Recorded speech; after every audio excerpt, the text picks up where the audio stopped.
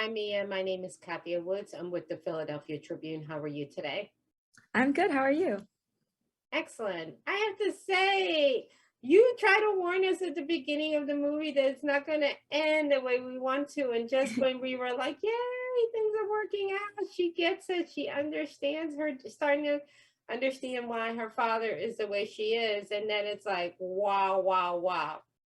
But let's start a little bit at the beginning because I think I'm a mom myself, so I understand where Mia is at. She's at that age where she wants to assert her independence and, just try different things. It's a little bit hard because although she loves her father, he's still a guy. Mm. So it's not as easy to say, this is how I'm feeling, whereas she had that female support. So you think some of the things that she's doing is because she's trying to find her way, but she doesn't have that female support. Yeah, I think a little bit, maybe while being subconscious, a little bit of it is not having her mother there. I think I've mentioned this before, but I think that Wally, deep down more than anything, she just wants to feel wanted and she wants to feel loved. And a part of her has this sort of empty feeling that her mom left her, and the sort of insecurity of like, why didn't she want me, or why didn't she want to stay with me? And so I think she projects that a little bit onto her relationships with boys, and she really likes this boy who she's not sure wants her back, but she has this insecurity that she just wants him to want her. And so I think that plays a little bit into her relationships and everything. But yeah, you're right, she definitely is at this stage in her life where she's kind of pushing away from her dad a little bit because she wants to explore herself as a teenager and as she grows into an adult. One of the things that I think that was handled really well is she's a biracial child. Mhm. And in a predictable type of scenario, she would have ended up with her mother, you know, because in America, being mostly black, that's what people see first. They don't acknowledge the other side. And in this film, we don't have that. But it's never brought up that her mother couldn't handle her because of race. It's just her mother has personal issues. And I love how John's character is like, I've always wanted you. There's nothing wrong with you. I'm doing the best that I can. And how important do you think that is? Because we have a lot of biracial kids in this country, in the world. And color is always the one thing like you have to choose, or this is a determining factor. When in reality, you're both things and you're trying to kind of like wade your way through it. So how do you feel about that being handled as just letting her be and kind of like just figure things out like everybody else is figuring things out?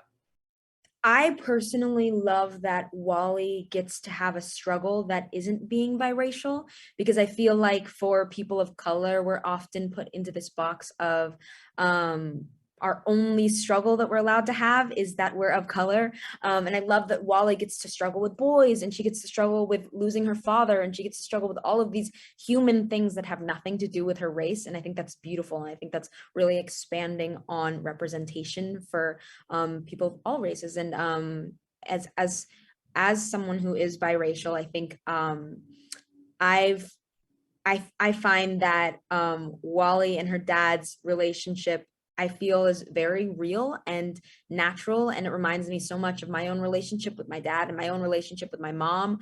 And I love that it isn't defined by race. Absolutely. And the other thing I like is it's hard to be a teenager, right?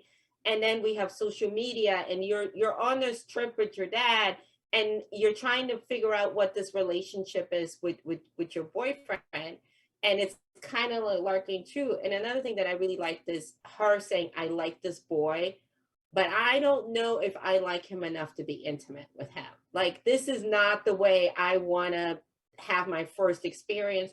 You're drunk, parents' house. It's just not giving, as they Yeah. say, right? And how important was it to show that, just because you like a boy doesn't mean that you can't say no, or the fact that you can say, or not even involving him, that you can't make that decision for yourself and say, I'm not ready. Yeah, I mean, I think that I've I've said before that I learned things from Wally as I played Wally because we were both coming of age together. And I think that's something that I definitely 100% learned from Wally, something that Wally taught me because at the time, I think I'd never really like kissed anyone before. And so I was super nervous to do those scenes.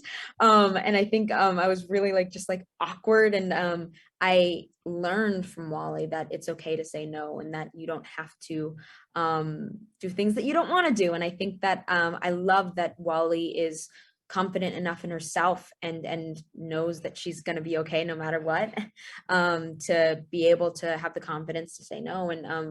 And I love that that's something that it also doesn't get too dark. And Glenn at the end of the day is respectful of her decision, which is nice.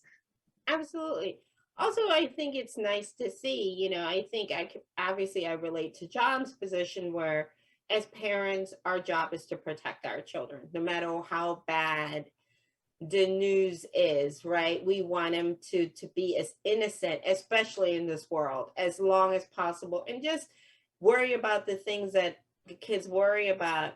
But at the same time, I'm also of the school of thought that you have to tell your kids the truth, no matter how hard the medicine is. It's important that they hear things from you so you can talk about it together. What about that was like a takeaway from you? Because it's hard. Like it's hard. You don't plan as a parent to go before your child. And then now you have to communicate it. So how was playing those scenes?